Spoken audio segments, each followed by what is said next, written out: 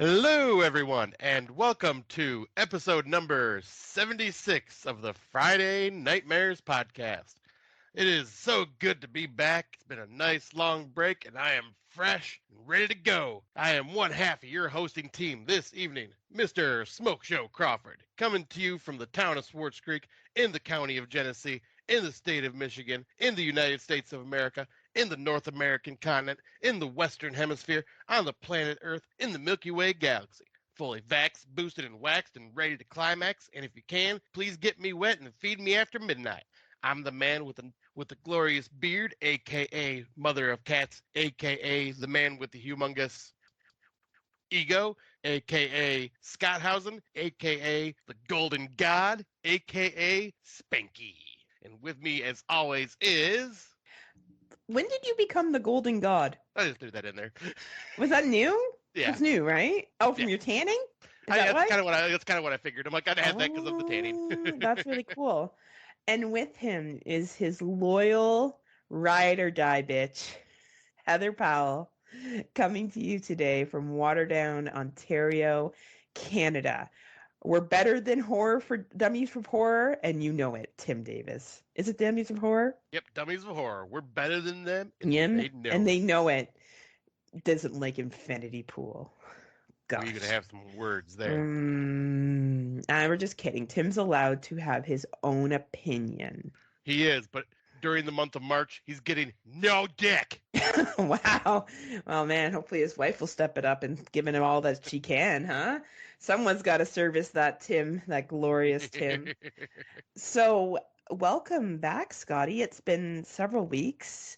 It's nice to see. Well, okay, Scott and I talk all the time, but it's been several weeks since we recorded. So here we are. Yeah, it is. Yeah, I'd say it's good to be back, kind of. I mean, I was hoping to bring back the tropical weather with me, but unfortunately, I just brought more dreariness and despair with the winter storm we got hit with over the week.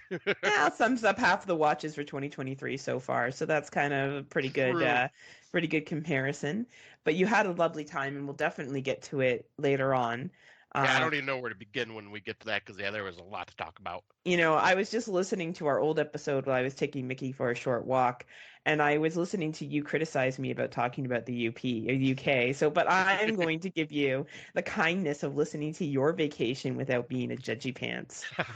And even though you shared with me all the beautiful pictures of your room and all the food you were eating and all the beautiful places you went to, I'm not jealous because I'm so humble and woke. Because you're an 8, what is it?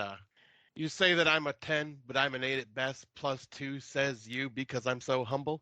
Yes, that's exactly right. Which, by the way, you love Lonely Island. I feel like I just really discovered them the other day. Oh, they're amazing. And now I've been listening to the Jack Sparrow song. That song's amazing. So often that Spotify has it on my most repeated songs. Oh, I love them guys. Honestly, too funny. But yeah, we have some 2023s to talk about. Thank God. Scott and I didn't record for a month and we managed to pull some shit out of our ass. So well, and thankfully a lot finally came out and were available to us. And we watched a bunch before. I watched a bunch before I left because I knew I was going to need to play catch up when I came back. And then I watched a bunch when I got back here. So, like, yeah, we made ourselves a pretty decent-sized list. Yeah, we've done pretty good. And as we know, this is the premium podcast that you come to listen to 2023 releases, specifically from Tubi. We're ahead of the curve when it comes to Tubi films. Only quality content. The best content. But we're going to shift away from Tubi for a couple of minutes, and we're going to talk about a really great documentary series and the third installment of it, and that is In Search of Darkness Part 3. This sits at a whopping 342 minutes. So yeah, maybe some people out there can watch this in one sitting. I myself had to split it up. I think you had to split it up too, Scotty, right? I would have been able to watch the entire thing if I had time while I was at work, but I think I got like 4.5 hours of it knocked out in one day and then finished it off the next day. That's pretty impressive. So the synopsis for this is the final journey into 80s horror. The epic conclusion to the In Search of Darkness and this epic final chapter, our focus turns to the straight-to horror video classics that populated the bottom shelves at the video rental store. Imaginative, gory, experimental, but always entertaining, these hidden gems are ripe for rediscovery. I can see Scott's rating on here, and I can also see Mr. Rob Humphrey's rating on here of 3 stars because Rob doesn't like the 80s apparently. Good Lord, Rob, I swear to God, I'm gonna kick you in the dick so hard. Oh, wow. Rob's like, yeah, Scott, talk to me more. So Scott, why don't you 5 stars, Scotty? That's a mighty high rating. Well, I mean, to be fair, I think In Search of Darkness 1 and In Search of Darkness 2, I also rated 5 stars because these documentaries are incredible. Like, the first Mm-hmm. one, they definitely just hit on a lot of the big mainstream stuff of the 80s. Yep. And the second one started sprinkling in more of the sequels and some lesser known things. But then this one, dear Lord, they did a deep dive, pulling out some stuff. Mm-hmm. I'd say over probably half the films they mentioned in this. And they mentioned a lot of films, and about half of them I never even seen or never even heard of. Yeah, Like it totally. was, and they just show like their love for this genre and the love for that era, and they go into a lot of not super deep detail about each movie, but they go into enough of the movie, especially if you don't know about it, to introduce you to these films and to kind of give you an idea of what they're like. And I just love that. Like, and it shows that everybody they interviewed for this absolutely loved it and loves that era and loves that horror, loves the horror from that era. It was incredible. And then they even did like a thing in the credits where it was all the fans showing their love for the 80s horror genre. And it was, yeah, one of the best documentary series I've ever seen. So Carolyn Monroe was in this a lot. Yeah. And the reason why I bring her up is because my friend from England, Mark, recently interviewed her at a science fiction convention that he was at, and he interviewed her for about an hour and a half in front of people, and he said that she was just one of the loveliest people. She was so kind and really engaging with her fans. And I actually felt like that really came across. And I think that's why they had her so much in this documentary, because I thought she was actually really engaging. I'm like, Yes. yeah, Mark's right. This lady's really into what they're talking about. And I think everyone that gave interviews were very good as well. I think the In Search of Darkness series, I think Shudder with documentaries in general knocks them out of the park. There's only been one that I haven't been a fan of. The rest of them are just fucking mwah, chef's kiss. So if Right. you have Shudder, watch this. It's on all the Shutters, whether it's AMC, regular Shudder, um, Amazon Shutter. You can locate it, and it is worth the time. You may have to split it up into sessions, but you can do that. It's not a documentary you can't walk away from and come back into. So, Yeah, because it's um, very good at like just doing like 1980, yeah, 1981, yeah. 1980. Like, so you could watch it as like a couple years a day or whatever until you finish it. Absolutely, it's totally worth it. So we strongly recommend it, and that is In Search of Darkness 3 on the Shutter. Hell yeah, it's a high recommend from me. So yeah, going on to the next film we both watched. This one I had seen it mentioned on I think it was bloodydisgusting.com, and I told Tim Davis like, or I tagged Tim in it going, "Oh shit, Tim, a possible good werewolf film coming to Netflix. Let's check. Let's see if this is gonna be worth anything." And he ended up watching it first and said he enjoyed it, so I ended up watching it. And I know you ended up watching it as well. And Yeah. it's called Viking Wolf. After witnessing a grotesque murder at a party in her new town, a teenager starts having strange visions and bizarre desires. This is a Netflix original, and it's a Norwegian film.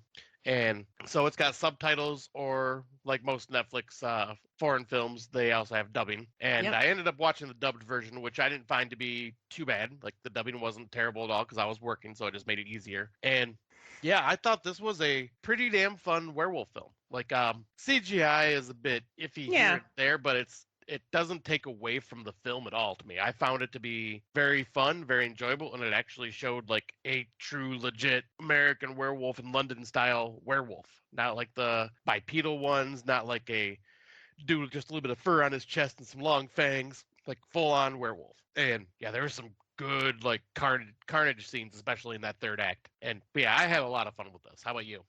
Man, I thought this movie moved really quickly. I really enjoyed the plot base of it. It went places I didn't think it was going to go with some of the main characters' decisions and stuff that they did, and I love how it kind of left you wondering at the end. I you kind of get an idea of what happened, but a part of me was like, I wonder if she actually went through with what she had to do. I think this is another example of international horror on Netflix done right. Yeah. Again, I find that that's over and over again that's where good international horror lays, is in Netflix. So I strongly recommend it. I think if you're into werewolf films, I think Tim Davis said it best. This is not, American Werewolf in London, but you don't always have to have that as a bar. Like there's Ginger Snaps, there's like The Howling. Yep. the Howling. There's like lots of werewolf movies that people are into, and I think honestly, this one deserves to be watched. It's free on Netflix. If you have Netflix, why would you not take the opportunity? So yeah, I recommend it Exactly. as well. Yep, this was definitely good. I think that I gave it like a 7 out of 10 or an 8 out of 10, something like that. Yeah, and I think that's a really fair rating. I think I would probably be 6.5, but not because like, oh, I didn't like it. It's just I'm not huge on werewolf movies. Like they're Right. okay. But I thought this was quite good. So yeah, definitely. Especially have the Netflix. Why miss out on it? The next one we're going to talk about is Blood. So Blood is a 108-minute runtime, and the tagline is, "How far would you go to save your child?" Jessie, a newly separated mother and nurse, moves into her old family farm with Tyler, her teenage daughter, and Owen, her 8-year-old son. One night, the family dog senses something in the woods and runs off to find it. He returns a couple of days later and attacks Owen savagely before Jess is able to intervene. Owen is rushed to the hospital. His condition worsens, and no one can figure out why until Jess discovers a disturbing cure. Um, I really thought this was a good average horror movie that came out this year. I like to give a shout out to Michelle Monaghan. I thought she was quite good. Skeech Elrich is in this as well. This movie conquers the concept of addiction. It's a little in your face of what they're talking about. Clearly it's about addiction of different forms and how it changes you and how sometimes you can't get past it. Mm-hmm. But I thought that it was really, really well done. I think it gives life to a specific type of genre. I think it's something different. And I applaud the director and the writers for that. I think they really did try to do something different with this film. And though I don't think it's an overly huge standout, I do think it was quite enjoyable. Yeah, I completely agree. Once again, like you say, it definitely covers the form of addiction, and like this has been done in this specific style of a subgenre of horror before, like what this person like is basically addicted to and what it's trying to say about addiction. But it's done through the eyes of a mother and helping her child, Yeah. and yeah, like the tagline said, like you pretty much what would you do to save your child, and like this mother goes through what she can to do what she can for her son, and it's heartbreaking and also a fascinating watch at the very same time, because it was definitely some very sad moments in this, because it was kind of hard to watch with some of the things that ended up happening. And it questions of where is the line, Yeah. right? And I think everything in this movie, the setups all made sense. There's a secondary character that you meet early on that you're not quite sure why you're meeting the secondary character, but Yes. it makes sense later on. So yet again, I think I can't even explain why this movie didn't push it over more than average for me. I don't really know, but I will say that I was invested. I did not know how it was going to end. I will say I was surprised on how it ended, and I thought the ending was probably the most honest ending I've ever seen in a movie. Yeah. And that I really applaud, is when you can do an ending that to me is very honest and real. That's impressive. Yeah, 100%. Like, because yeah, that is a very this is for one a very difficult subject to talk about, and Yeah. I think they handled it correctly. And like you, yeah, I'm not sure like what was missing to make this better than just a little more than above average. Because Yeah. I think I also gave this like a 7 out of 10. Like it was definitely worth the watch. Yeah. And it might be on people's lists at the end of the year. It might have more of an effect on certain people. Like it Yeah. definitely had a profound effect on me because I've dealt with somebody with addiction before. Yeah. So like I I was understand. thinking of you when I watched it. Every time I see stuff with addiction, I know about your experience. I'm knowing someone who was an addict.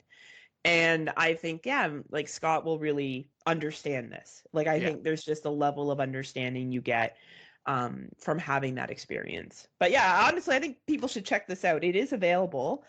We've talked a little bit about it. It's available for rent on iTunes, Google, Amazon, YouTube, Microsoft Store. And honestly, like you hearing the description, you can kind of guess what the cure is that this kid can have to keep him going. So you probably understand what the genre is. I think if you're into that, it's a 97-minute runtime. I think it's worth your time. I think it's Yeah, well acted. It's money went into it. The plot makes sense. It's just not something that grabbed either one of us enough to be in our top, 10. But like I would say it's top 30 or top 20 material right now. Like, it's good. yeah, I was gonna say for me right now it's probably in the top 10, but that's just because we haven't watched enough I yet. watched a But lot of movies. Yeah, I'm thinking at the end of the year kind of thing, right? yeah, But it would definitely be a movie if someone was like, "Hey, I want to watch something about addiction and, I'm really into this specific type of genre." I'd be like, "Yeah, you should check this out. It's different." right. It's something that's different. And I really like it. Like we'll kind of give this away a little bit, but what was the sexy one that was about addiction that was about drugs kind of, and it was fuck. There's a threesome at the beginning. Oh, Bliss. Bliss, right? Like what Bliss did. I Yeah, think this was a very good, not as good as Bliss, but along the same lines of doing something different, which I think is cool. So, yeah, completely agree. And where was that one able to be found? I didn't get oh, you. so iTunes, Google, Amazon, YouTube, and Microsoft Store. All right. All right. Well, then, yeah, I'll jump on to the next one because I know we both have watched this as well. The next one is called Baby Ruby. A mother's instincts never lie. After welcoming her baby Ruby home, the tightly scripted world of lifestyle influencer Joe starts to unravel. As increasingly sinister happenings mount, Joe is plugged into a waking fever dream where everyone is a threat and nothing is what it seems. So, when I seen the cover of this movie and read that synopsis, I'm going, oh boy, here's another one of these weird like pregnancy horror films that always talk about is my baby evil and this and that and it plays on those fears that a lot of these pregnancy horror films tend to do. Mm-hmm. And Mm-hmm. while this one kind of feels like that's what it's trying to do at first, it goes into a completely different realm. This film was very, very, very realistic and heavy because it talks about postpartum depression and like what that kind of looks like. And man, I thought the performances in this were really well done. Oh, like possibly awards this year for Yeah, how good the main lady was. Her name is Naomi Merchland, I think is how you say that, or Nomi, no Mai. I think it's a Spanish name, no, maybe. I think she's French. Oh, No, okay. Noemi Merlant. But Like, yeah, but it also stars Kit Harington, who from Game of Thrones, and Kit Harington is a damn good actor most of the time. Like in yeah, a lot of the stuff he's in, and he did a great job as a father that is just worried, sick, but also frustrated with what's going on. Like I found their relationship in this to be very real. I thought that this was most realist portray of postpartum that I have ever seen, and I Mm-hmm. credit this film for going places that they're afraid to go. There was one scene where a woman is sharing with another woman an incident where she almost caused harm to her child because of postpartum, and that shit is real. And I Yeah. have a friend that's on the cusp of giving birth, and let me tell you, this was almost a little too close to home because Scott knows who I'm talking about. Yep. He happens to know this friend as well. This is something that she's always wanted and is by no stance any knock on her. But the reality is, having a baby is fucking hard. Yeah. It is fucking hard. And I feel as though we expect women to just have it all together. And when this woman starts to lose it, she starts to lose it. There's a very powerful third act here. And honestly, throughout the film, I was kind of guessing on what was going on. Same. Like it had me guessing. And I think that the more I sit back on it, the more it sits with me. And I think it has to do with where I am in my life. Very similar, like After Midnight, back when we watched that in 2020, sat with you. Yeah. I think with what I'm going through with a friend of mine who's on the verge of giving birth, this movie is going to sit with me and very possibly be in my top 10. Now, Yeah. do I think it will be in other people's? No, sorry.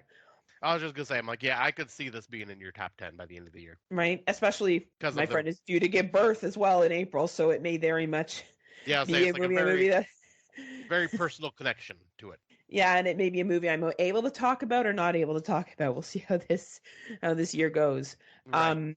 Right. But I do think this is a must watch for people at a 93-minute runtime. You're not wasting your time with it. It will keep you guessing on what's happening. The acting is there. It's available on iTunes, Google, YouTube, Cineplex Odeon here at Cineplex in Canada, and Microsoft Store. So any of those, you can rent it. I think it's worth any rental price. I was gonna say this is Like, one of the better ones, like 8.5 out of 10 for me. Like this is definitely worth a rental. Like especially yeah. Like if you have any experience being a parent one way or another, like this may have much more of an effect on you. But absolutely. Tim Davis, I would love to hear your thoughts on this. Yeah. And like, I don't know if his wife, and I'm not meaning this insensitively, but I think that women get a lot more pressure than men do. 100%. Though I do think, and I will say this, I think Tim is a fucking amazing father. Let me make this very clear. I think there's some dads out there that are half-assed. Tim is definitely not one of them. And it'd be interesting for his perspective, and if his wife went through any kind of postpartum, because they have 3 beautiful children, and that's a lot, Yeah. you know. And I think that this movie, we need more movies like this, written by women, directed by women, starring women. The same woman wrote it and directed, that are telling women's stories from a true, honest perspective. And I think that's important. Like, I think it's important to have that voice heard. So, it really was. And I don't think it's gonna. No one's gonna be offended by this. I think anyone's gonna watch this and be like, unless of course you had a postpartum yourself, this may be a little too close to home. So watch with caution if that's the case. But yeah, so far we brought some good heavy hitters to the table, which is what we kind of planned on doing. We have a couple of low balls that we'll talk about, but most of our movies are pretty good that we brought. Now, have you seen this next? Sorry, go ahead. I was just gonna say, because the ones we brought to the table this time, whether good or bad, were ones that just kind of stuck with us for one reason or another. That's why it's just easier to talk about. But our ones that we felt you should watch. Like, I left out some that were just garbage that I would not even recommend. Yeah, right. But no, I have not seen this next one. This one is on my list still. Okay, well, I'll hammer through it then, and you can take over for that next gem that we're going to talk about after this one. So this is a Shudder original. It's called Attachment. It's a 105-minute runtime. Maja, a Danish actress past her prime, falls in love with Leah, a young Jewish academic from London. Leah suffers a mysterious seizures, and Maja returns with her to London. There she meets Leah's mother, an overbearing woman who could hold dark secrets. This movie is quite well acted. It had me till the third act. The third act I thought got a little silly, and I feel like that it was supposed to pull you in.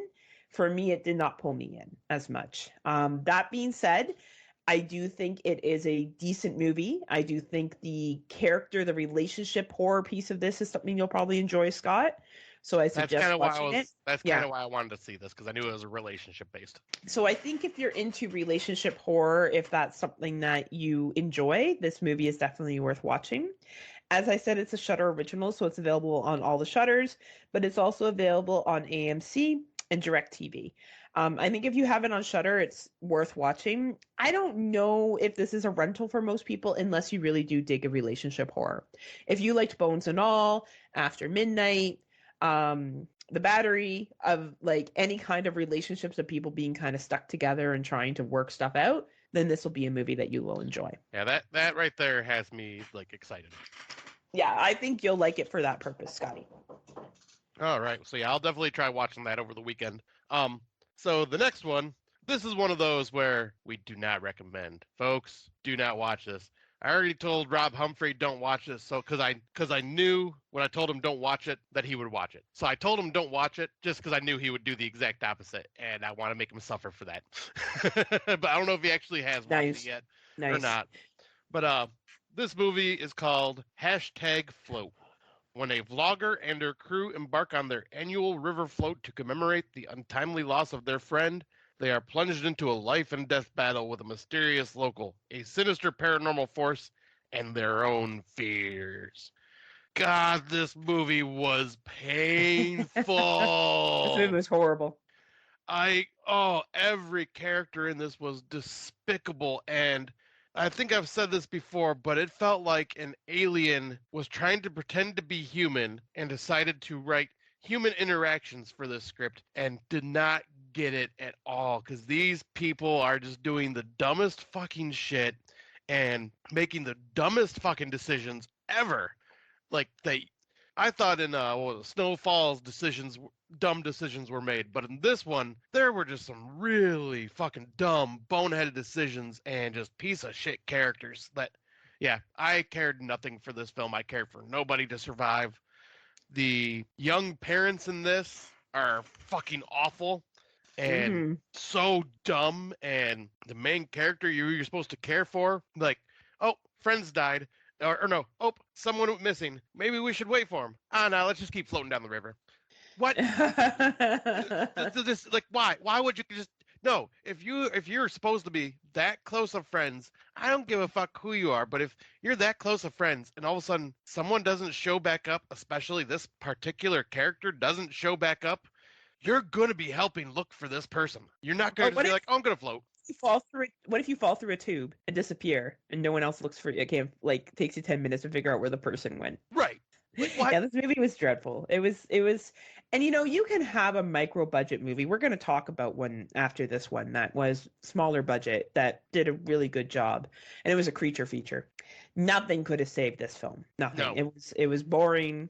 We're not going to tell you where you should watch it because we don't think you should. So No. don't watch it. Is our advice. Rob Humphrey, if you haven't watched it yet, don't watch it. Don't watch it. Remember, Scotty said, don't watch it. I didn't recommend it. In other words, watch it, you son of a bitch, because I know you will.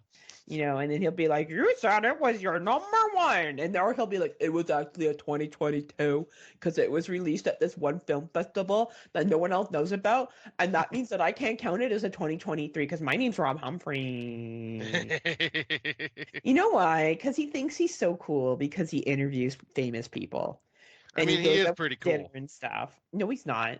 Don't say he's cool. You know what? He won't even go on a date with me. Like, I don't understand. Is it just because I'm not 21? An American? Yeah. Well, especially the American part. Yeah, it's true. He's a proud American. He's like Canadian. Ugh, get that garbage out of here. He loves drinking his Pabst Blue Ribbon, carrying his big old guns around with him everywhere he goes on the beach, wearing his Crocs. You can't tell him what to do. He's a freedom eagle. So a little bit of a backstory here. So we have a little chat group with Rob Humphreys from Slasher Radio and This Horror Life, as well as Tim and Daniel for Dummies of Horror. And I presented that Rob's this big Trump supporter, and Rob will play into it. So I think Tim actually thought that Rob was a Trump supporter, which is really funny. But anyway. Hashtag float, hashtag no. But hashtag save yourselves. Hashtag don't bother.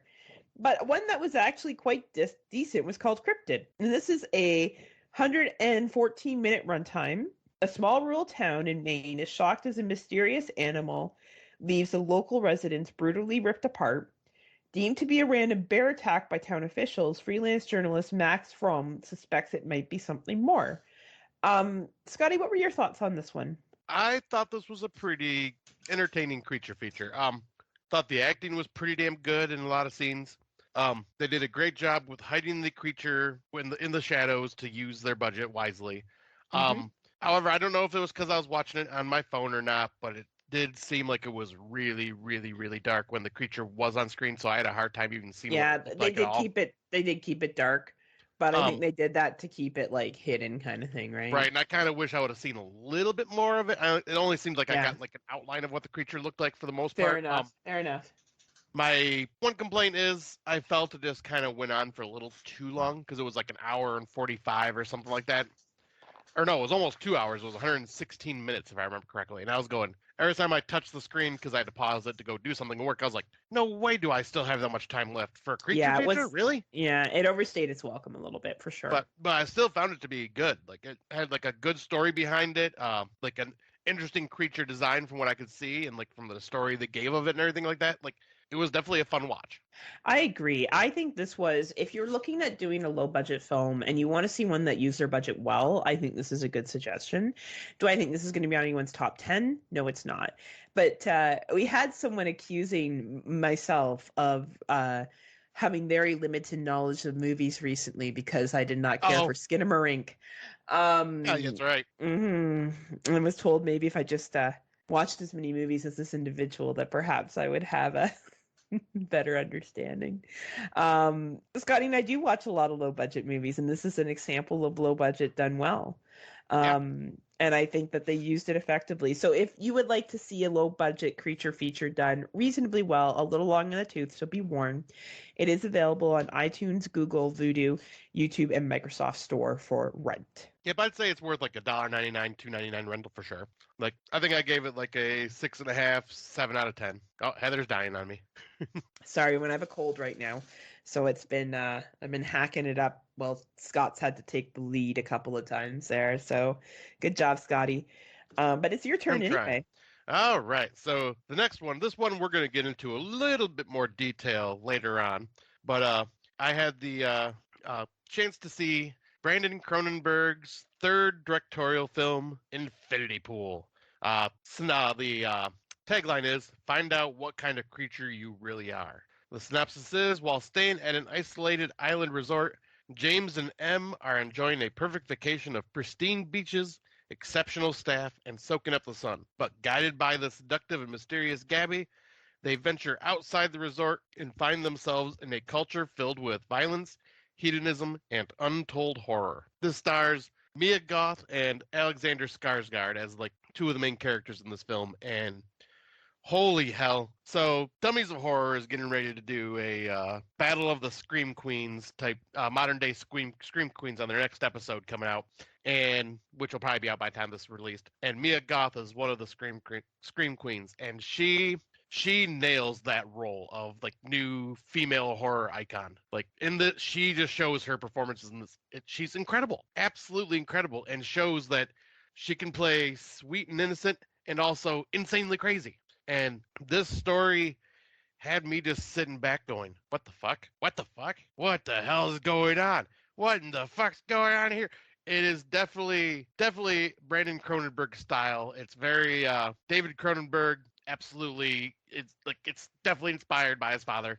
Like, so if you like those types of films, this is right up your alley. There's some body horror. There's some what is the word I'm trying to look for? Where it's basically talking about something in real life. Oh, I'm sorry. Social, Social commentary? yeah, social commentary. It's got a lot of social commentary to it, Which is and why I like it, because I only like social commentary films. exactly, and that's why Tim Davis hates it. Yeah, because Tim's not smart enough to get them. Exactly, no. but Definitely, that's the problem. but no, this is. I'll say it right now. This is my number one film of the year so far. This is damn near a 10 out of 10 for me. Like I gave it 5 stars, but that's because it's a 9.5. Because I never want to give anything a 10 until I've at least given it more time to sit with me and a rewatch. And right now it's at a 9.5. Like this film, Brandon Cronenberg is 3 for 3 with me. Everything he's done has just been amazing. I just so excited to see what else he comes up with. You know, I couldn't agree more. I know that not everyone's going to be a fan, and that's absolutely fine. You know, like everyone likes what they like, and of course, there's never no judgment. I'm just teasing about Tim. Oh, I'm But not though. this, oh wow, wow, how the tide has turned. So I love this film. We'll get into it more in spoilers, but all I can say is if you are a Cronenberg fan, if you like, in my opinion, artistic horror done right, check this out. It is available on Amazon, Google, Vudu, YouTube, Redbox, and it's worth whatever you pay for it. It is a very, very good film. When we get into spoilers, I'll talk about a couple of scenes that really stood out for me, that really pushed this into the category for me that it's in now. Yeah, same. Like I'm excited to go a little more in depth with this. Yeah, we'll dive in. We'll dive in. Oh, you got to talk about the next one. All right, so yeah, okay. So I will bring that up real fast. All right, so the next film that I ended up watching, but Heather had not had a chance to see yet, is called Swallowed. The tagline is "They go down the hatch before they make the trip." Benjamin and Dom have been best friends since they were kids. On their last night together, Dom plans to send Benjamin off with a pocket full of cash, and all he has to do is deliver a package over the border for a friend. Dot dot dot. So this is kind of a more I would say this is closer to more of a weird thriller than it is horror, but it definitely fits in the horror genre because of what they have to carry across the border. So yeah, it is very well acted. It stars, what's her name? Drawn blank. Stars Jenna Malone, and it also stars Mark Patton from Nightmare on Elm Street 2, which I'm not sure, but this may like I haven't seen him in anything since Nightmare on Elm Street 2 besides that Scream Queen documentary.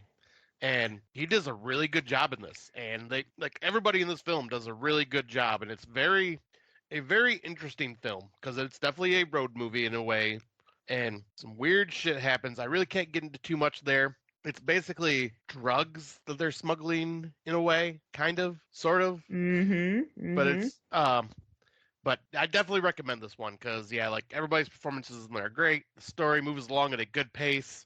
I enjoyed the story itself. Like it was just really well done. I will give a thing saying there is nudity in this, a lot of male nudity, no female nudity, just a lot of male nudity. Finally. Exactly, and there are me and Rob will love it. Exactly, lots of penis, which is one thing I love. You know. But there is not a fill me up, Buttercup. But yeah, there's not a single straight character in this either. This is all like gay and lesbian. Oh no! Oh my gosh! What? So how am I supposed to feel as a straight person if I can't see straight people in a movie? Does that mean that I'm no longer straight, Scott? It does, Heather. It means that the woke agenda has been pushed upon you. Oh man, too bad I can't walk out of my house and see every single other opportunity of straight white people walking around everywhere.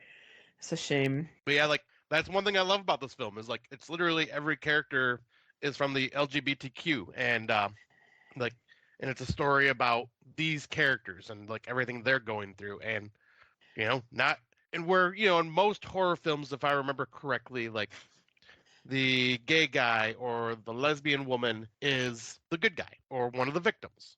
Yeah, and this, typically. Yeah, I'll say besides like back in the 80s when they'd try to be the scare tactics of homophobia. Yeah. But in this one, there's actually one of the villains is a homosexual. Yeah. But it's not like making it sound like an evil thing because every character is homosexual in this, and it just works. Yeah. Well, and it's just showing, it's reflecting our society. Exactly. It's nice to see. It's finally film is reflecting our society, not just a portion of it. Right. And it does, like where a lot of the time, like it may feel like a gay character was shoehorned into a movie. Like this one, it's just like this was made this way and it's perfect. I loved it. I'll be honest, I know what you're meaning by that, like totally. I have never felt that way. No. Like I have heard so many people say things like, oh man, there's like no black or there's no white people on television anymore. And I'm like, do you seriously watch like TV commercials and count the people of different ethnicities that are in that? Like what kind of fucking weirdo are you?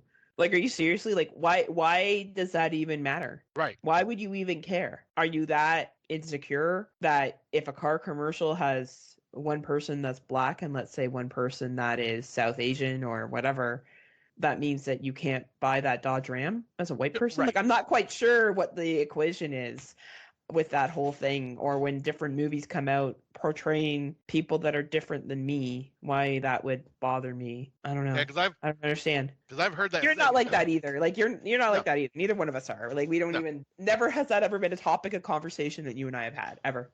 Exactly. And like I say, I've heard several people throughout like probably especially the last 20 years. I've heard people say that like, oh, they've shoehorned in a character like a gay character or an Asian character or like another ethnicity character. Yeah. Or I can see back, especially early on in the early 2000s, some of those characters may have felt shoehorned in just because they would constantly go, hey, I'm the gay one. Like they would constantly make reference like, I'm the gay guy, remember? Like, so I can see why they would say shoehorned in there. But it's never bothered me. Like it's or like the part black of our society. Noir. Remember the Noir documentary? How they talked about like the black person was always seen as like the friend or like the sidekick kind of thing. And like was always concerned about the white character, which was like really illustrated. And I think it was Scream 2 because Nev Campbell's roommate is black, right? And I thought that when the people of that ethnic group say it, I'm like, now I believe you because you're telling me. But when like other people of a different ethnic group, particularly white people, say it, I'm like, yeah, your opinion in this means nothing to me. Like, exactly. I don't. I think if you're looking for that, then you have bigger issues, to be honest. Like, I would never watch a movie. Like, I'm glad that this representation's happening on film, and I'm glad that you're telling people about that, but it's sad that we're still at a stage where people, like, almost like you got to say, okay, for everyone that may get upset, There's no straight people in this movie. You know what I mean? Like, it's a shame. And to be fair, for our audience, I know there's not really anyone like that because they've probably tuned out a Yeah. long time ago if that was the case because they That's know our true. stance. And It's a good point. Good but no, point. I was given more a heads up because there is just a lot of male frontal nudity, and Well, and that's true. There's a lot of dick, so. a lot of dick, like way more than I But if you actually. watch porn, you see all Right. that dick. Well, it right? depends on what type of porn you watch, I guess. Oh, that's true. If you stay away from the dick piece. See, I go for the dick piece. Well, of course. Right. And that's why I told you, I'm like, Heather, there's a lot of dick in this. As I know, I'm gonna be watching it with pants off. Move out. Oh my god. Hey, man. As long as the Woody's there, that's the only inspiration I need. But it looks like a solid movie. I'm glad you watched it and you have good things to say because it does look good.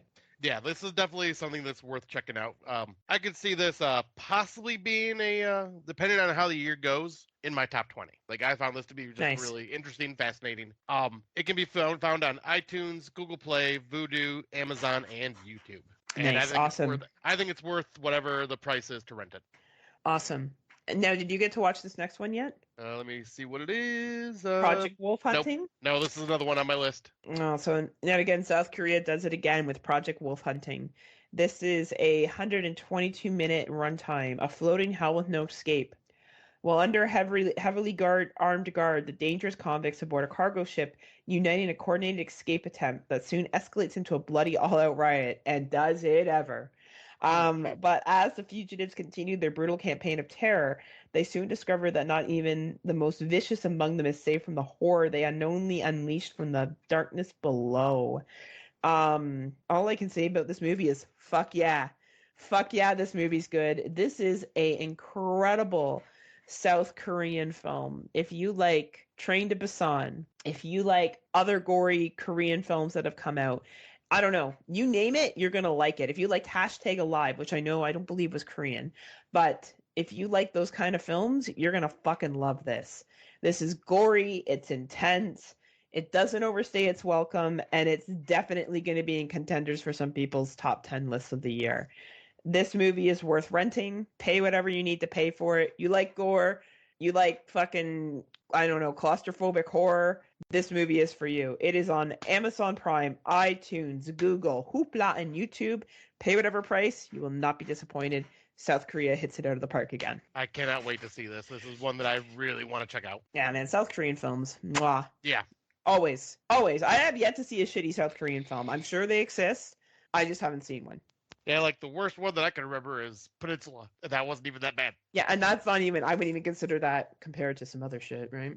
Right. Oh, and the next one's Me Too. It is. So I managed to get tickets to a special screening of Winnie the Pooh fucking Blood and Honey, baby. Yeah. This movie one of your most anticipated. That's right. This movie was an 84-minute runtime.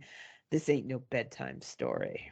Christopher Robbins is headed off to college and he has abandoned his old friends, Pooh and Piglet, which lead to the duo embracing their inner monsters. So I'm going to talk about this in generalities. First off, it is low budget. So be prepared when you go into this film that it is a low budget film. It is actually filmed in England, in the Sussex woods, where the original story was based. Oh, nice. Yes.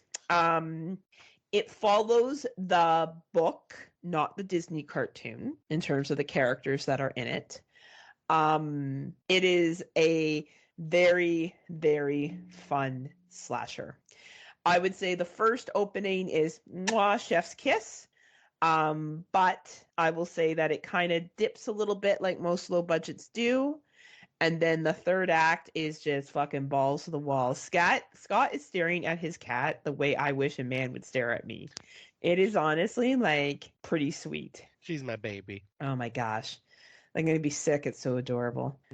I'm going to tell the beautiful lady about the way that you're staring at that cat. Oh, she understands Stormy and Stormy's ways. Stormy she demands gets it? attention. Yeah. With her little poofy tail. Oh, she demands the loves, and you got to give it to her, or she will get angry. I don't know. Some people shit on this movie. Fuck you people. This movie was fucking awesome. Rob Humphreys loved it. I loved it. It's a slasher. It's gory. Great practical effects. Awards for best kill could be given by me for this movie.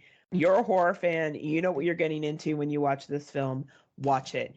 Try to find a way to rent it. Go to the theater if it's near you. You will not be disappointed. Winnie the Pooh, fucking Blood and Honey. Fuck yeah. I Bring that cannot bitch wait. on. Yeah, I, it's fun, Scott. It's fun. yeah, I definitely look forward to checking this one out as soon as it's available. Like this isn't a spoiler, it's just part of the thing. So there's parts where he's stuffing honey into his poo mask face and it's like tipping down and shit. And it's really fucking funny. Like it is entertaining. It is an entertaining film. So Oh, that's great. yeah. All right, so I can do the next one because I just finished this one this morning, and I know you went to the theater and seen this one. So the next one is M. Night Shyamalan's Knock at the Cabin. Tagline is "Save your family or save humanity. Make the choice." While vacationing at a remote cabin, a young girl and her parents are taken hostage by four armed strangers who demand that the family make an unthinkable choice to avert the apocalypse. With limited access to the outside world, the family must decide what they believe before all is lost. This stars Dave Bautista, and I don't recognize anybody else, but I'll give their names as well. Jonathan Groff, Ben Aldridge, and Kristen Cui.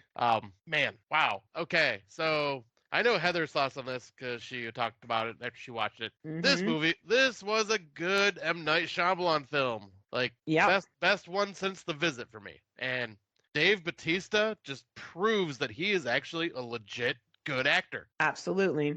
Like he's not just Drax that just says stupid one-liners and is the big dumb oaf in Guardians of the Galaxy. This guy can play some serious roles and he does an amazing job. And also is just because he's Dave Bautista, he's intimidating as shit just because of his size. But yeah, this film went places I was not sure, like because it's M. Night Shyamalan. I was always looking for the twist, and so I wasn't sure. Wait, a twist. A twist.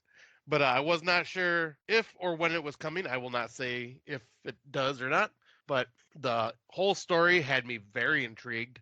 I was wondering what was going on the entire time, like if what they were saying is real or whatnot. Like, how do you believe these people and this and that? But yeah, I really dug this film a lot. This film, I like majority of M. Long Chong Long and Ding Dong movies. I am not seeing The Lady in the Water or Lady in the Water, and I have not seen The Happening. The rest of his films I've seen, and I liked all of them. I even liked Devil, the one in the elevator. I thought that was really cool. I really like that one. Old, I did not enjoy as much. It was still decent. It was decent, but this brought it back for me. I was enthralled. The family acting, like I bought into this family. The little girl was incredible for it being her first film.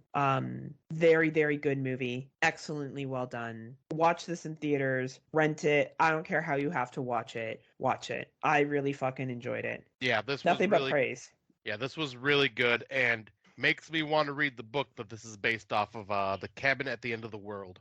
So I almost bought this while I was at the airport because I seen it was there, but I already had a couple books on me. But and did you read while you were away? I finished one entire book on the airplane ride and got halfway through another one on the cruise. Very impressive. Very impressive. Yeah, and but I'll probably talk about those during the vacation part, like when I talk about the vacation briefly. Yeah, yeah. But yeah, this one is definitely a very high recommend for me. Like I loved it. I thought it was great. Like this could be top 10 contender depending on how the year goes. It will be in my top 10. I don't think anything will knock it out. Nice. It will be. That it just hit me. It was the relationship between the parents and the child that did it in for me. I just bought into them so much. Yeah. So yeah, you want to take the next one? I'll say you and I both watched this, I think, right? Yeah, I think we both did. So this was recommended by Tim Davis. Carnifex. It's a 93-minute runtime. Some species should remain extinct. An aspiring documentarian and two conservationists who venture into the outback to record animals displaced by bushfires where they discover a terrifying new species. Horror for Dummies did a really great job of talking about this. Dummies of Horror. Sorry, Dummies of Horror. Sorry, guys. I always fuck that up. But I thought this movie was absolutely fabulous. I really, really did enjoy it. I think for a low-budget film based on a legend creature, I thought it was really entertaining. I found it easy to sit through, easy to watch. I enjoyed it quite a bit. Yeah, I'll say the same. I was going to say this is because I watched this and then Cryptid right afterwards. And I think this is better than Cryptid. And it's about the same style budget. But I think that's just because it was short and to the point. It didn't drag out nearly as long, and I seen the creature a little more. I mean, it's still, once again, they use their practical effects, or they use their money wisely and their effects wisely, and hid the creature in the shadows a lot.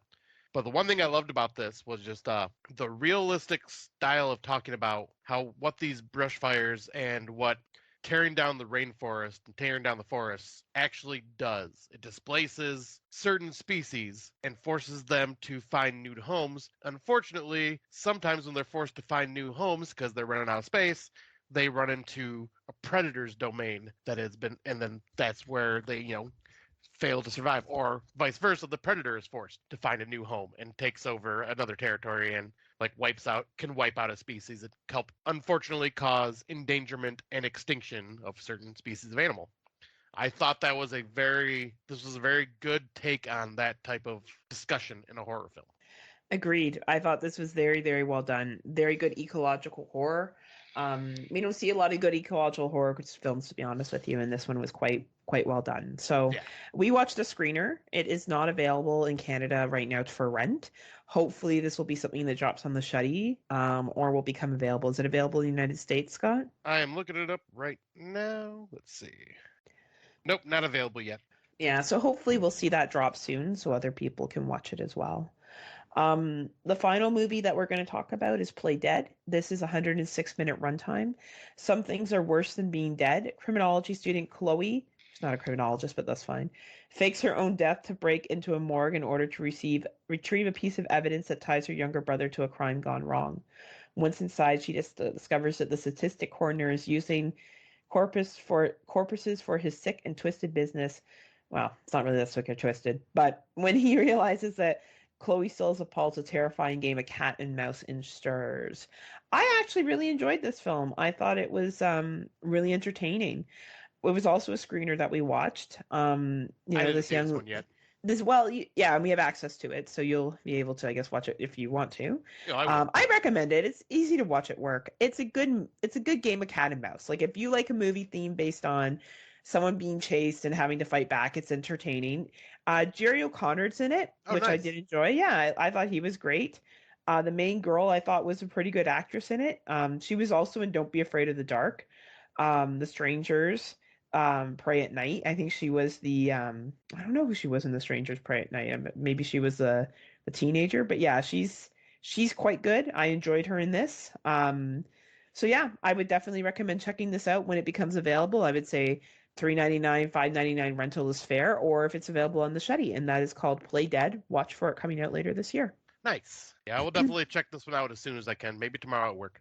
Yeah. I look forward to hearing your thoughts on it. All right, so I guess we are jumping on into the older watches. Well, I'll go. You want me to go so you can do yours? Yeah. Okay, I'll just go really quick. So, Shock Faint, I had never seen Shivers before. From David Cronenberg's film. Yeah, 1975. So I reviewed this on Slumber Party Massacre, which is my other side chick podcast, and I talked about how I want to live in this apartment complex because all they do is fuck. Like everyone just fucks each other. They sure do. Fuck, man. Like, why can't I move there? That looks great. I don't understand why they were all upset. Well, I mean, it's because they were like infected by a weird I don't give parasite. a shit. I mean, alien parasite that. I can see why they were complaining. No, they're all coming and shit. I would just been happy. I mean, imagine what that's like. Just go apartment banging each other, and you're all like lustful and shit. Anyway, I thought this movie was sexy as fuck. The other ladies didn't like it as much as I did, which probably says something about me as a person. But I thought it was a cool concept. David Cronenberg, as always, I love how he never shies away from, being filmed in Canada, being filmed outside of Montreal. I love the concept of how it turned people into basically these violent, sex-craved people. And at the end, the one guy kind of makes it, but then he has the I guess whatever it calls the alien slug thing passed to him through the chicks in the pool. And then they're all leaving the complex to go and spread it out through the world. I thought it was cool. And obviously it was trying to say something about sexual freedom and stuff like that in the 70s. And something that I want to point out, there's a scene where two ladies make out. I said to the ladies, I'm like, I get that that's not a big deal now, but in 1975, that would have been. Yeah. There were scenes in this, like where the father and the daughter make out, and other things that would have been, like, we are so desensitized to that shit as horror fans, that it doesn't matter anymore. But in 1975, that shit would have been fucking shocking. So Cronenberg was long ahead of his time. So I enjoyed it for what it was for a 1975 film, and I encourage other people to watch it if they haven't yet. Yeah, this is I watched this on FearNet when that was a channel way back in the day, and that was my introduction to it. And I have to say, this is one of my top 3 favorite Cronenberg films. I love this movie a lot. Nice. It's cool. It's a really cool film. But yeah, check it out. If you haven't had a chance to, check it out, people. Now Scott has some gems he needs to bring to the table. All right, well, before I get to the gems, all right, I got to be very serious here for a second. It is with a very heavy heart here that your host, Scott Smokeshow Crawford, needs to acknowledge that he's got an addiction. It's an addiction that is really starting to hurt the ones that he loves. And I just have to say, I'm truly sorry. My girlfriend, she's such a lovely, lovely woman. She stuck through this with me to the end. And I just mainly want to apologize to her because my addiction is I'm addicted to really terrible and shitty movies that I find on Tubi. And when we did our Tubi Tuesday date night, I submitted this poor, beautiful soul, this beautiful lady, to an atrocity that is known as the Pool Party Massacre. Baby, if you're hearing this, I'm sorry, and I love you, and I will never do this to you again. I know I am now banned from doing Tubi movies, but I promise I will make this up to you in the end. I promise. And to all of our listeners, I'm sorry I've ever put you through the bad movies that I watch. This is with the deepest, sincerest of all hearts. I love you all, and I will do better. I promise. You're making false promises. First off, I've been putting up with this shit a lot longer than she has. Second of all, it's all right, Erica. You can call me. Hashtag steal Scotty's girl. Okay, I'm looking at the pictures right now. What made you think this was a good movie to pick? This looks like a porno. Erica, so I spoke to Erica, by the way, because are we using her name? Is that okay? I did ask, and she said that, okay. She's not afraid to be seen with you or have your name associated. She might be now. After this movie, she may be. After she was like, I was fine with you using my name, and now, and she was like, oh, it was like all the porn stars didn't get work or something like that. She's 100% right. This looks like a bunch of porn stars. Like, there's a scene where a guy's sitting on the toilet. It looks like a toilet, and there's blood around him. And then there's, like, just some chick with, like, her titties out. Like, what the fuck? Now, this looks like a film that Rob Humphrey would like, because these girls all look about, like, 18, 21, wink, wink. But, like, what the fuck is this shit that you made her watch? What the fuck? It was the poster art. The poster art, I had seen it floating around Facebook for quite a few years. I think due to me writing for Pop Horror, it was a lot of friends that interviewed and promoted and reviewed this movie, and I had never gotten around to watching it. No, so there's no way other people promoted this movie. Yeah, Pop Horror promoted it. I know that much. They were doing giveaways for the Blu-ray and stuff like that too, like contests. They were giving this away? Why? Probably because they were friends with the director and some of the actors or whatever. Okay. Fair enough. Just help promoting the movie. Like, because they Pop Horror is all about promoting independent horror films. So I'd seen the poster floating around forever, and I've seen a lot of the writers talking about how they praised it and thought it was just a fun, entertaining movie. So I was like, "Oh shit, it's on Tubi. I'm gonna pick this for our watch because why would you do that? Because I thought it would be like, do you want her to break up with you? I don't understand. I thought it would be low budget fun that we can make fun of. Oh no, and no, movie... you should know better. No, I was hoping for a weredeer, Heather. A weredeer. A weredeer was just good to you. No one else thinks no weredeer one else is good. Watched it. So how do I know that? You refused to watch it, so I don't want to hear your lip about that. But no, I was hoping for something just dumb and silly, and oh god, it was so fucking painful. Like, I kept apologizing to Erica over and over again, going, "Baby, I'm sorry." Why didn't you guys shut it off? Why didn't you shut it off and go? Because we're determined. What the fuck is wrong? You know what? She's half to blame. Erica, You should have told him, this is Heather giving you some real talk, Erica, and you should have said, Scotty, too hotty. No. You need to stop this fucking movie and we need to watch something else. Or did you guys really need to see what happened and who the killer was? Was it really unobvious who the killer was at the pool party massacre? Yes. It was. Like there was a lot of red herrings. I will give it that. But the red herrings were terrible. And the reveal of the killer was dumb. But everything about this movie was dumb. But I think what it was is we were like, shit, we're about halfway through this. Let's see this train wreck all the way through. Oh my gosh. Hopefully she feels the same way about this relationship. Just kidding. That'd be if she was in a relationship with me. Then it'd be a real train wreck. She'd be like, all Heather wants to do is get drunk all the time and go find cock. You'd be like, yeah, that's typical Heather. That's it. In the summer, she smokes a lot of pot because she doesn't like to smoke outside because it's wintertime right now. and she wants to eat nachos all. Yeah, it's the thing. She's got a problem. She's got a problem, right? So it looks like you are the better alternative for now. But I see she chose a movie that I spoke about on this podcast. Yes, yes, because I even put in our chat group with Brandon because I knew either you or Brandon. Did you do the movie that my podcast partner that brought it to discussion? Okay, let me finish. It was during the dark time, so you probably don't remember. Oh, they'd be 4 times. Yes, yes. But no, like I couldn't remember if Brandon had mentioned this as one of the 2023s, so that's why I was asking him because I didn't know if I could add it to 2023 because I thought it was one he had brought up. But it ended up being you that talked about it on our podcast in 2022, and that is the sleep experiment. And yep, Erica chose this one, and yeah, she is now. I am happily forfeiting the ability to choose movies because yep, she chose wonderfully again. Thank God. Like she chose a good one. I was glued to the screen the entire time. But this is about I think it's about the Russian sleep experiment.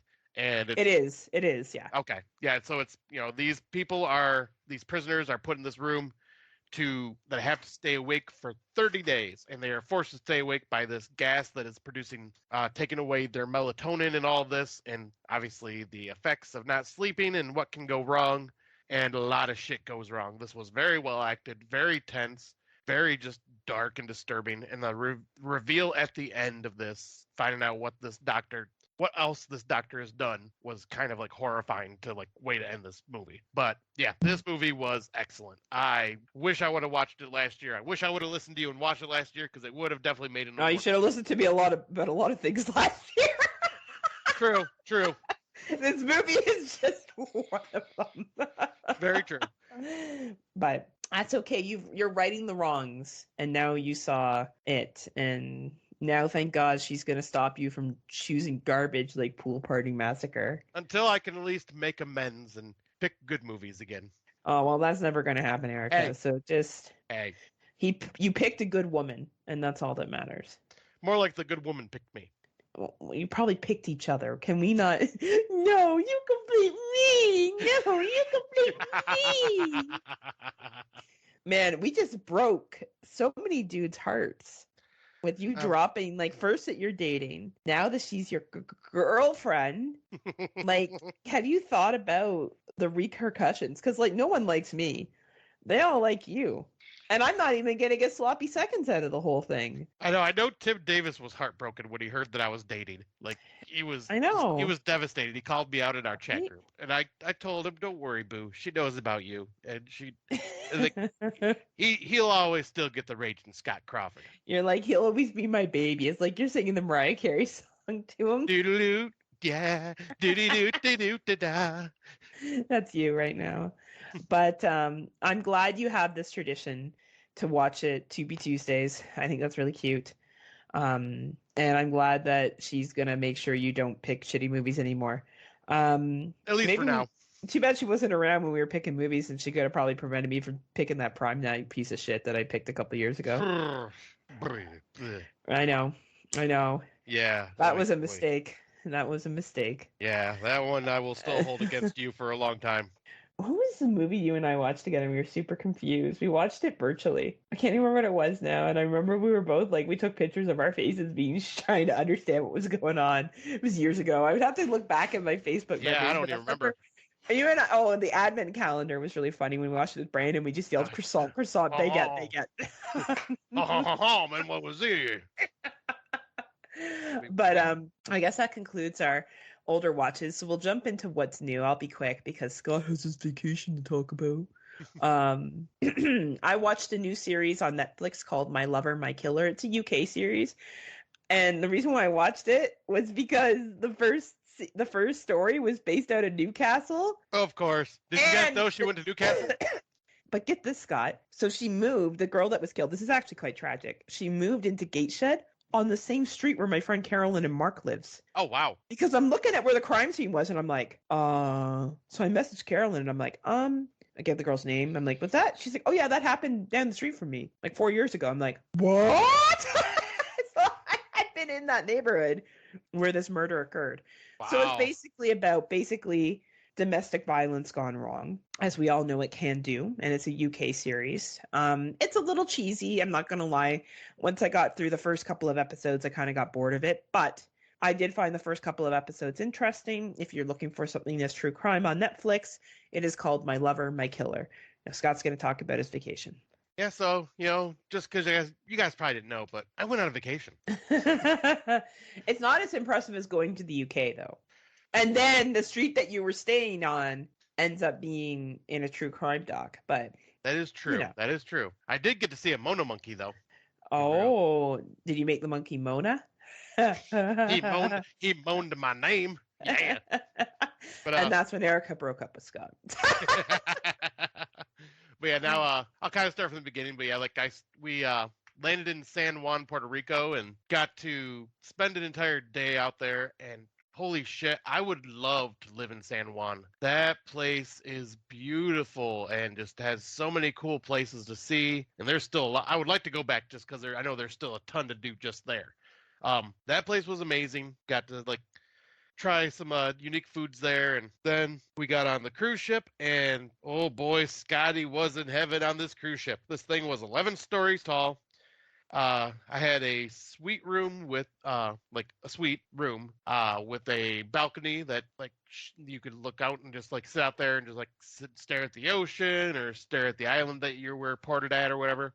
So nice and relaxing. Scotty boy here relaxed it up like crazy, enjoying tons of yum yum drinks because I had the classic drink package, so all the alcohol was free besides wine.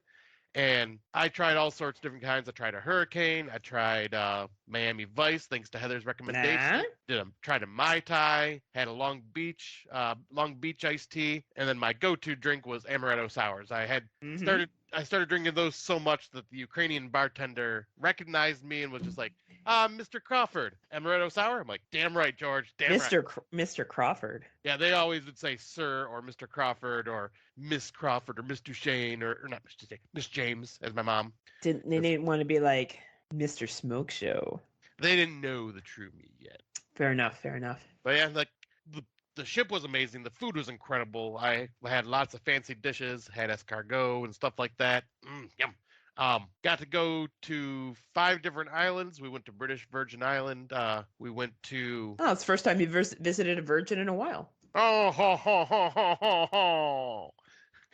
Not the first time for Rob Humphreys, though. Yeah.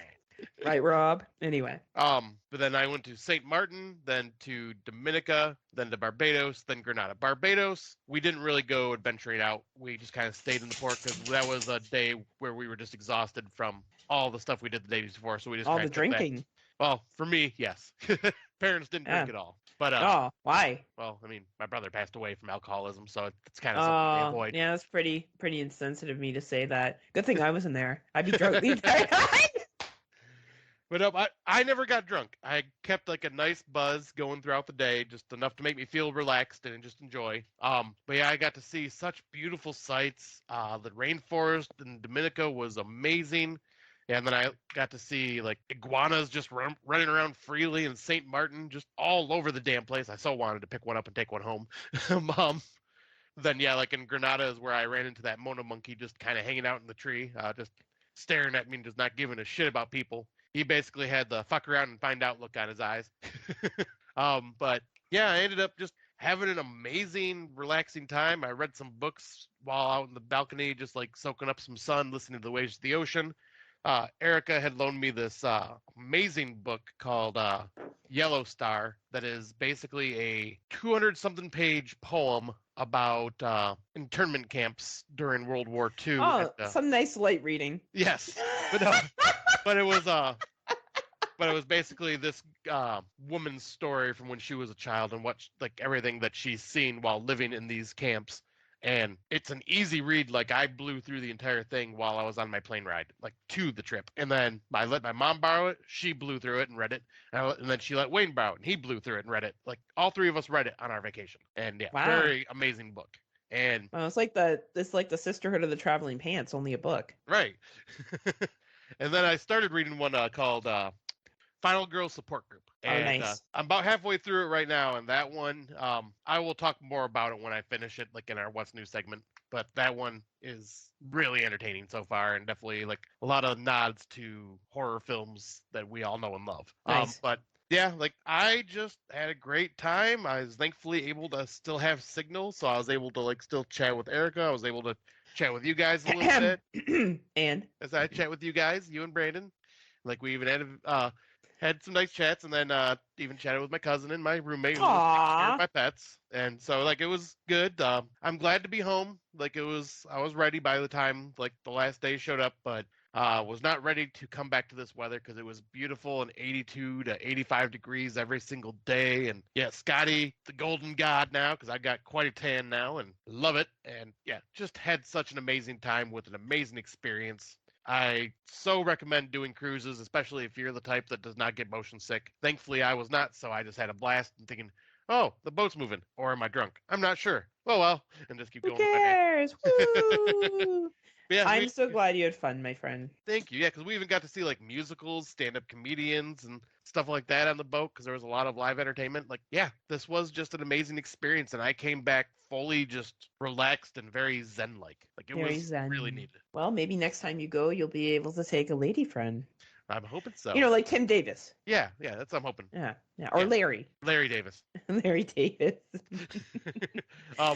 But there is one thing I did want to bring up. Now, this, I was joking earlier with the sad somberness, but this is a little bit of sad news that happened. I found out while I was on my cruise. I have brought this show up several times on here, but it's the Neebs Gaming podcast, or just Neebs Gaming with their YouTube channel, and they do a podcast. I think I had brought him up before, but one of the members, Thick44, had been dealing with brain cancer and fighting that battle, and unfortunately, he had lost the battle, and like left a lot of people completely heartbroken, and left two beautiful daughters behind, like two young daughters and his girlfriend.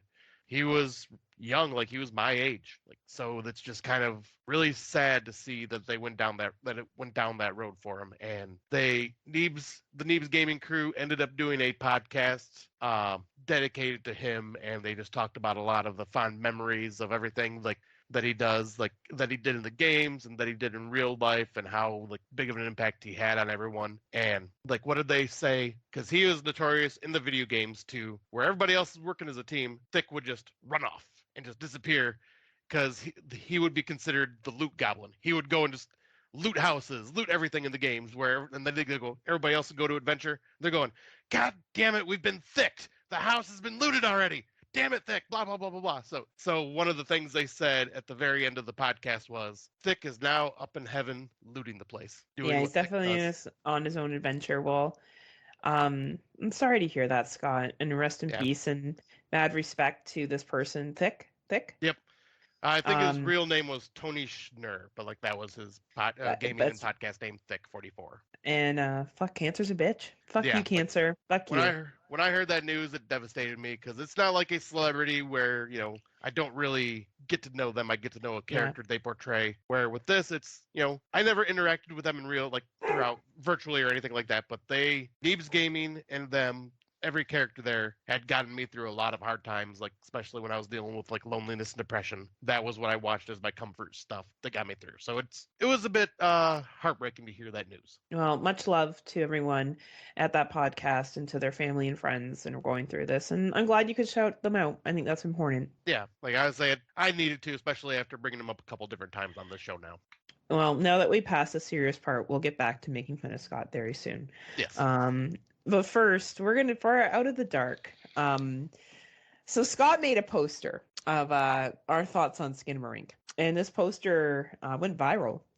Podcasters have shared it on their personal page. I was just listening to Kill the Cast, and Jerry Herring shares it on any page he goes to where people are talking about Skinamarink. You probably saw it on the Friday Night Facebook page. So we thought we'd do a little spoiler review on Skinamarink and Infinity Pool. So if for some reason you have not seen those two movies, you may want to skip over this section for this episode because we will be discussing spoilers. Yes. So we'll start off with Skinamarink. And the reason why we chose these two movies is because Scott and I would consider them at this point the best and the worst of 2023 for us personally. And the critique that we have of either one, I don't think either one is perfect, but I do think one of them, particularly is Skinamarink. I don't think that's any shock there. Both are Canadian, made by Canadian filmmakers. And I think Skinamarink tried to do something really innovative. Mm-hmm. And I really enjoyed the Kill the Cast episode that just dropped today. So when you're listening to this episode, I guess it would have dropped a week ago. Should listen to Jerry's review and Kenneth's review and Jay's review. It's actually quite good. This movie had a lot of potential to be interesting. My critique of it was too long. It should have been more selective with the shots that it did. If it was trying to simulate a child's nightmare, it could have done so in a more clear way. It was very hard to hear what was going on, and it was hard to stay engaged. But I do think that the concept was interesting. This should have been a short. Scott, what do you think? Yeah, like people know that I've ragged on this film over and over again, and I've shown my disdain for it. And that is, I know this film only had a $15,000 budget, so really micro budget. And I'm very happy to see that it made was a 1.8 million in the weekend run that it had in theaters. However, yeah, like you said, this should have been a short film, like maybe a 20-minute tops short film. Because there was not much going on in this film. Like, there is no real story. Like, what I've heard someone describe it, and I agree with this. It was a experimental horror experience. It wasn't a story. It was something you just had to experience and just kind of put yourself in those kids' shoes. I get that, and I get what the director was trying to do there, and everything. But you cannot make an hour and 50 long minute movie of just still shots of staring at corners or staring at a TV playing old cartoons and have these little kids talking about this level of volume and you can barely understand what they're saying and not having much dialogue. It's to some, I heard it was very effective, which is awesome. I'm glad to hear that because, and their horror films are made for all different walks of life and will affect everybody differently. But I found this to be a chore. It was I joked and said it's like watching paint dry. I ain't kidding. I would have basically, it felt like I was watching paint dry. And I did also wonder why there were so many feet in this movie. That was actually a legit question I had. I think really, here's the thing. We watch lots of low budget films. Scott and I had given lots of low budget films their time in the spotlight. We've had low budget films in our top 10 list that when people say I haven't heard anyone talk about, I know for a fact people haven't talked about. Right. So Scott and I, for example, Live Scream. Yeah. We pushed the fuck out of that movie. And that was, you could compare that budget to Skinamarink. It was not that high. Right. Here's the issue here. A low budget doesn't give you the right, and that because you slap artistic on it, to say it's a good film. Or my other argument that I hear people say, well, it's better than, we had somebody tell us that it was better than Barbarian. Objectively, you cannot tell me Skinamarink is better than Barbarian. You may prefer Skinamarink to Barbarian, But objectively, you cannot say that it is a butter made film because it is not. No, it is not. It's not. Barbarian, for one, has the budget behind it, Right. which makes it so you can have a better made film.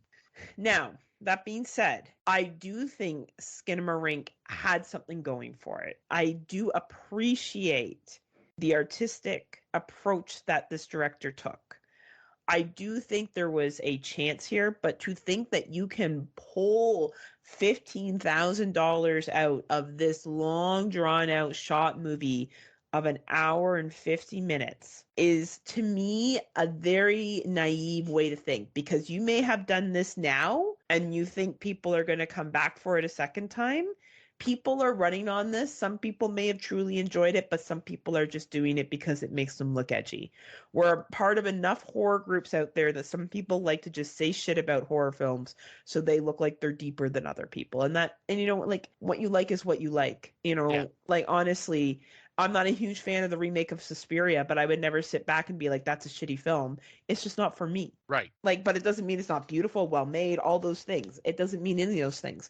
I wasn't a big fan of Pearl, but I can still step back and go, that's an incredibly well made movie, and I see why people like it. And I feel like we need to stop as horror fans feeling the need to put down others because they don't like a movie that we like to start off with. Like, yes, I know I was teasing Tim earlier, but that is teasing. Tim is more than welcome. Anyone is more than welcome, and they don't even need my permission. They have their opinions, and that's fine. But to say, if we look at things objectively, there are certain films that I may like. I don't think that they're the best film that's out there. I just prefer it. Right. And I feel like that's what people aren't getting with Skinamarink. They're trying so hard to either shit on it and say it's absolutely horrible and the worst thing in the world, or they're trying to be like, oh no, you just don't understand because it's so deep and artistic and this and that. Like, let's just call it out there. It was unique. It was different. Good for the director for trying something different, but it was too long. Should have been condensed and quicker to the point. Yeah, because for one, the story that was there could have been told within, like I said, about 20 minutes short. Because there wasn't a lot of dialogue. You would have had the exact same effect. Granted, it wouldn't have made it to theaters because it would have been too short to go to a theater. But you would have gotten like the same amount of attention if this was like, you would have actually probably hooked more people if this was like on an anthology of some sort. This was like a short film. I really do feel like this is a one-trick pony. You're not going to release a film that's like this again and have people flock out to see it. Right. Like, in my opinion. I'm curious to see what this director ends up doing next. If he continues to try doing more of this experimental horror, or if he tries something a bit different now that like he's gotten a name behind him. But I know Brandon Orlick, he had said that he watched this guy's YouTube shorts that he made before this, and they were all of that very similar style. So who knows? It might just be something this guy continues to do going forward, and he might capture a specific fan base that sticks with him, but he's not going to get any bigger than what he did. Like, this was a flash in the pan success, I think, just for the right time. And it's something different. Horror fans love to be different. Yes. They love to thrive on the we're not like everyone else. We're unique. We're different. And that's cool. We all front one way or another as a horror fan. We all do. Right? Yeah, to say, but to the ones that I just got, like, I'm kind of piggybacking off of what you said earlier about, you like what you like and people dislike what they dislike.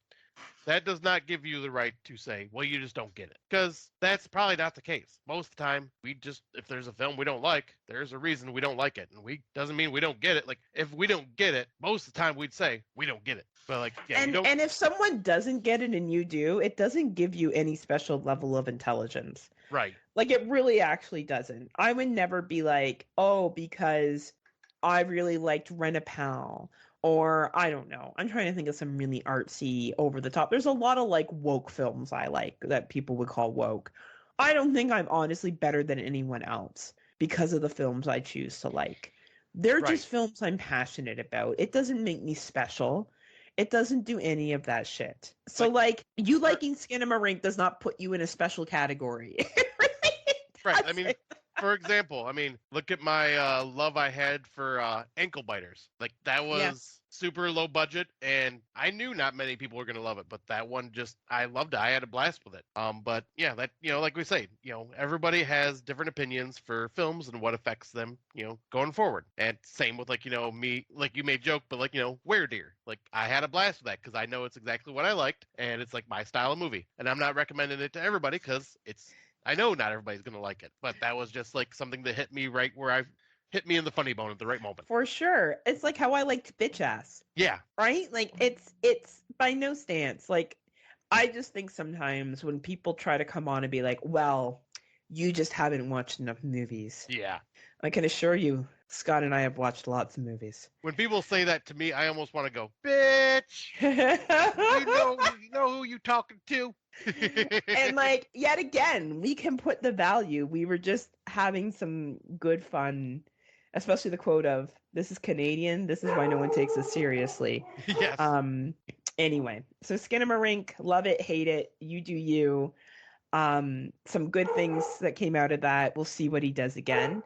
Now, Infinity Pool, I know for some people has not been their thing. Personally, this movie blew my fucking mind.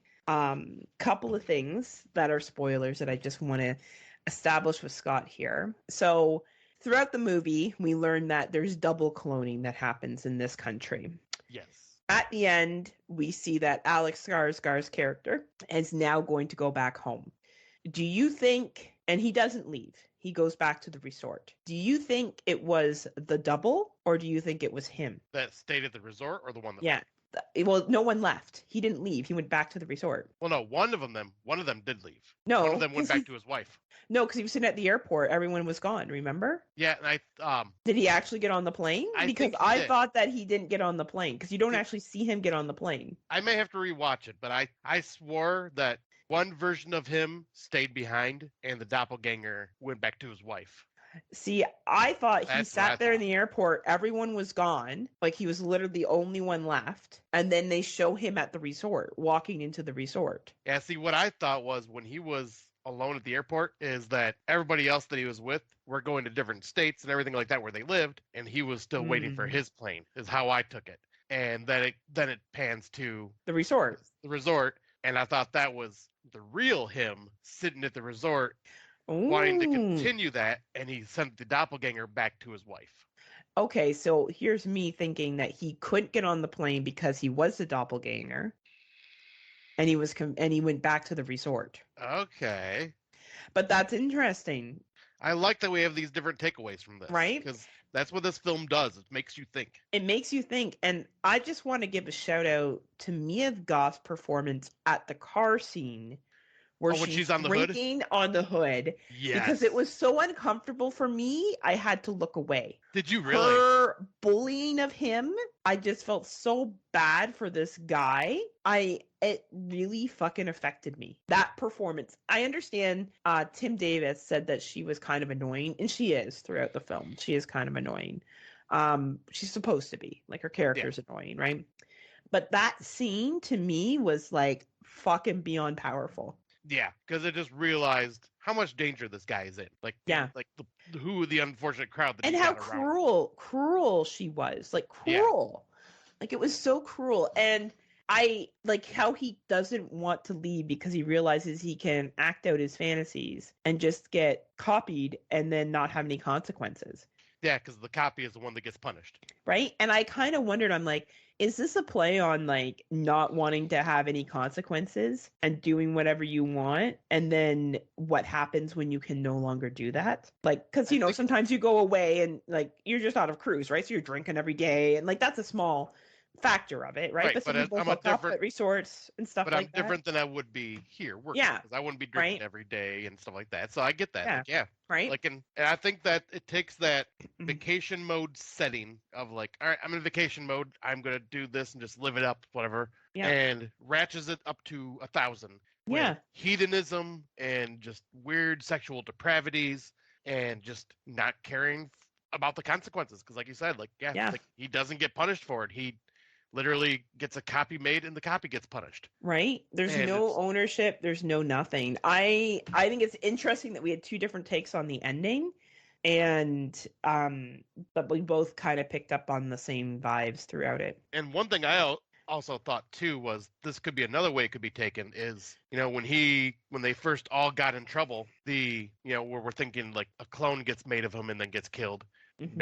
It could have went the clone got made and now the clone is living his life and the real version of him got Yeah. killed and punished. Like it could just be doing that where it's just constantly making a new copy. You don't like they don't ever fully explain it, so it makes you think that too. It's like, wait, maybe they are just living it up until they die, and then a new one comes in, lives it up with the same memories until he dies, and then a new one comes in, continues that, and just it could be a continuous cycle over and over and over again. Right. Or it could just be the same person, like we're talking, that just continues this and lets the copies die. It's And then very who interesting. were the other characters? Were they copies? Right. Right? Was Mia Goth a copy, or was she? Yeah, like it was so. And I don't know. Brandon Cronenberg gets stronger and stronger with each film he makes. Mm-hmm. His films get better and better, and definitely if Cronenberg isn't your thing, all respect here. Like I totally get that. No issues. Like you like what you like, but for me and Scotty, like I don't know, we fucking love Brandon Cronenberg.